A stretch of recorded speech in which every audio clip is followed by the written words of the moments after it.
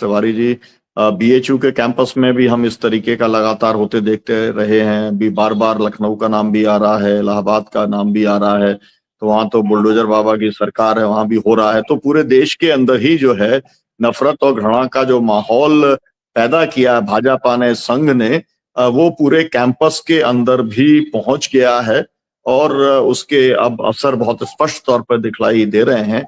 इसको रोकने के लिए आपको क्या लगता है? सबकी बात सुनने के बाद ये रुकेगा कैसे? जी, इस संदर्भ में मैं याद करना चाहूंगा 12 फरवरी 2026 एक शुभ संकेत दिया। संसद से लेकर सड़क तक, किसान मजदूर से लेकर के राजनीतिक ये नेताओं तक एक व्यापक एकता देखने को मिली और आंदोलन हुआ। और मजबूती के साथ पूरे देशव्यापी अपना सड़कों पर भी संघर्ष देखने को मिला और संसद में भी संघर्ष देखने को मिला। और उसी कड़ी में अपने दिल्ली विश्वविद्यालय को भी मैं जोड़ देता हूं। तो 12 फरवरी एक महत्वपूर्ण तिथि है, लेकिन एक चीज और भी है। इन सारे आंदोलनकारियों में सबसे ऊर्जावान समूह अगर कोई है तो वो विद्यार्थी है। और विद्यार्थियों का नेतृत्व एक जमाने में हमको याद है कि उस समय छात्र संघ हुआ करता था, काशी विश्वविद्यालय उसका बहुत मजबूती के साथ नेतृत्व किया करता था। लेकिन आज आज हमने छात्र संघों को खत्म कर दिया। इस सरकार ने बड़े अपना नियोजित तरीके से छात्र संघों को इसने खत्म कर दिया है। और छात्र संघ अगर कहीं जीवित मात्रा में बचा है तो वो निश्चित रूप से इसमें दिल्ली है और जवाहरलाल नेहरू विश्वविद्यालय है। तो हम तो अपना आह्वान करेंगे कि छात्र संघों के माध्यम से, छात्र संघों के अपने प्लेटफॉर्म पर, और अब ज्यादा महत्व हो जाएगा संगठनों का।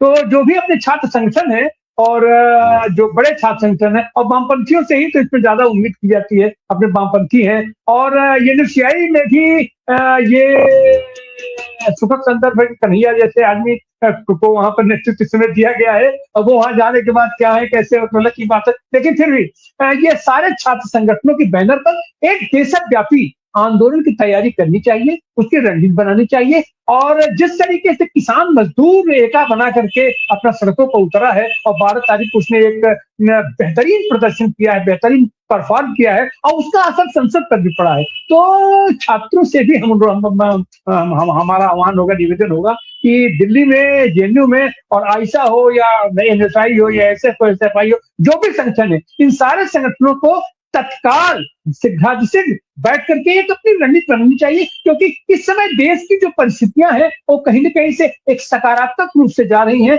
और ये जो छल-छलवी सरकार है ये एक्सपोज हो रही है, और दिन प्रतिदिन, क्षण प्रतिक्षण एक्सपोज हो रही है। लेकिन अब उनके पास तो साधन है, संसाधन है, अपना सत्ता है, वो उसका उपयोग करके, दुरुपयोग करके अपना उसको मेंटेन करने की कोशिश करते हैं। लेकिन विद्यार्थी समुदाय को, जो सबसे ऊर्जावान समुदाय है आंदोलन के लिए, उसको उभर करके उसका नेतृत्व करने का काम अपने ये जितने छात्र संगठन के लोग हैं और ये छात्र संघों के लोग हैं, सबको इकट्ठा करके एक व्यापक रणनीति अपना बनाने के लिए पहल करनी चाहिए। हम बहुत बहुत शुभकामना देते हैं अपने विद्यार्थियों को, अपने छात्रों को, क्योंकि उन्होंने बहादुरी के साथ 12 तारीख को, 13 तारीख को और शायद 14 तारीख को भी उस तरीके का परफॉर्म इन लोगों का, नफ्ती गैंग का इस बार नहीं दिखाई पड़ा जितना अपना पिछली बार दिखाई पड़ता है। तो ये सब दबाव तो है, ये लोग भी प्रेशर में है और ये लोग भी कहीं न कहीं से बैकफुट पर हैं। अब इनको आगे लखेत करके, इनको खदेड़ करके इनको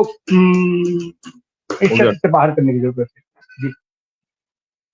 जी, आपने बहुत अच्छा सुझाव दिया है, लेकिन मैं आपको ये बताऊं कि दिल्ली यूनिवर्सिटी के अंदर 80s और 90s में जब मैं था तो ये सब लोग जो है ना, यहाँ पर एसएफआई, एआईएसएफ और छात्र जनता और सब लोगों का एक बाकायदा कोऑर्डिनेशन बना हुआ रहा, और वो उसी में से नीलोत्पल बसु जैसे लोग भी निकले, उसके अंदर ही मनीष तिवारी था, वो भी बना।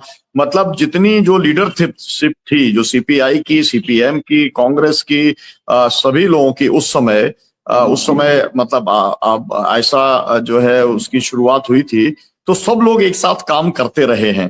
मेरा मतलब है कि कैंपस के अंदर ये ट्रेडिशन है, उस ट्रेडिशन को एक बार और फिर से ताकतवर करने की जरूरत है। ऑल इंडिया लेवल के ऊपर जो है, जो आपका सुझाव आया या डॉक्टर सूरज मंडल जी का सुझाव आया कि उसके अंदर बड़े इनिशिएटिव लेने की जरूरत है। और मैं आपसे ये कहूं कि समाज के अंदर या पॉलिटिकल फोर्सेस के अंदर भी वो लोग जो यूजीसी बिल के समर्थन में है, उनकी ताकत ज्यादा है, ये बात एकदम स्पष्ट तौर पर है। और आपका ये जो पूरा पीडीए वाला भी जो पूरा संघर्ष चल रहा है ये इसी का एक किस्म का हिस्सा है। तो मेरा कहना यह है कि इसको बहुत व्यापक बना करके छात्र अपना आंदोलन करें, लेकिन जो मॉडल है असल में वो जो संयुक्त किसान मोर्चे ने किसानों वाला जो मॉडल दिया है, एक अपनी ताकत से नतीजे निकालने का, छात्रों को युवाओं को भी उसी तरीके से ताकत लगा के नतीजा निकालना पड़ेगा। और जिस तरीके से एसकेएम ने सीटीयू के साथ में, सेंट्रल ट्रेड यूनियंस के साथ में मिलकर काम किया है, उसी तरीके का जो छात्रों और युवाओं की जो पूरी लीडरशिप है उसके वो भी उसके साथ में एंगेज करने का काम जरूर करना पड़ेगा। हम लोग तो साथ में ही काम करते हैं। हम लोगों के जो दोनों साथी थे जो हमारे साथ एसकेएम में थे, राजा राम जी और सुदामा जी, वो दोनों ही सांसद बन गए। वो जो है वो दोनों पार्लियामेंट के अंदर पहुंच गए, वहां पर अब वो हमारी बात रखते हैं। और पूरा का पूरा हम लोग कैंपेन, तो आपको मालूम है बिहार के अंदर तो हम लोगों ने जो है दीपांकर जी के साथ ही पूरा कैंपेन करने का काम किया। पिछली बार भी 5 साल पहले भी पूरे 25 सीटों पे किया था, इस बार भी सभी प्रमुख सीटों के ऊपर किया। तो हम लोग तो जो है ये चाहते हैं कि एक ब्रॉडर यूनिटी बने और ये फासिस्ट फोर्सेस को, कम्युनल फोर्सेस को, कॉर्पोरेट की फोर्सेस को हराने का काम किया जा सके। आपने समय निकाला, नेहा जी, अंजलि जी, मनीष जी, आपका जी। हाँ जी, सूरज जी बताइए कुछ कह रहे हैं। हाँ बोलिए बोलिए। मैं आपके माध्यम से बता दूं कि एक कोऑर्डिनेशन कमेटी यूजीसी के मसले को लेकर है और जिसमें कई लोग शामिल है, और उसका ये प्रयास हो रहा है कि जितने राष्ट्रीय स्तर पर जितने विश्वविद्यालय, खासतौर से केंद्रीय विश्वविद्यालय, वहाँ इन मुद्दों को लेकर जिस प्रकार से, क्योंकि हमने राजनीतिक दलों से भी संपर्क की, लेकिन वहाँ जो रिस्पॉन्स हमें मिला है बहुत ही निराशाजनक रिस्पॉन्स था। तो इसलिए अब अपने ही आधार पे और जो शिक्षक और छात्र हैं कैंपस से जुड़े हुए या जो नॉन टीचिंग स्टाफ भी है, सभी मिलके इसको आगे बढ़ा रहे हैं। तो जो भी इसकी सूचना होगी सर, आपके माध्यम से पूरे सभी साथियों को दी जाएगी, और उसमें एक सामूहिक और सम्मिलित रूप से कोई प्रयास हो तो निश्चित तौर से हम जीतेंगे।